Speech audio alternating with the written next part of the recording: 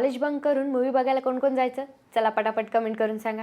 आणि विचार करा तेव्हा तुम्ही पैशाचा जुगाड कसा करायचा. पण आता ही सिच्युएशन बदलली आहे. कशी? तर आता तुम्हाला काही वर्षापासून मिळतोय 99 रुपयामध्ये सिनेमा बघायला, हो ना? पण का? नीट लक्ष द्या.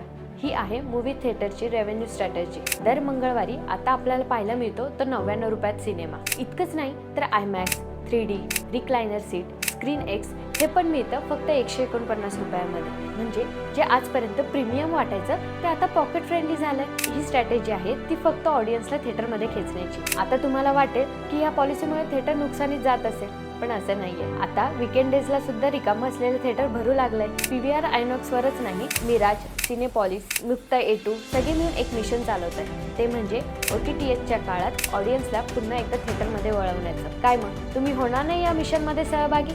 ते तर व्हाच, पण आधी इथे लाईक करा, रील शेअर करा आणि आपल्या चंद्रकोर फिल्मच्या इंस्टाग्राम पेजला फॉलो करायला विसरू नका. आणि हो, आपल्या यूट्यूब चॅनललाही भेट द्या.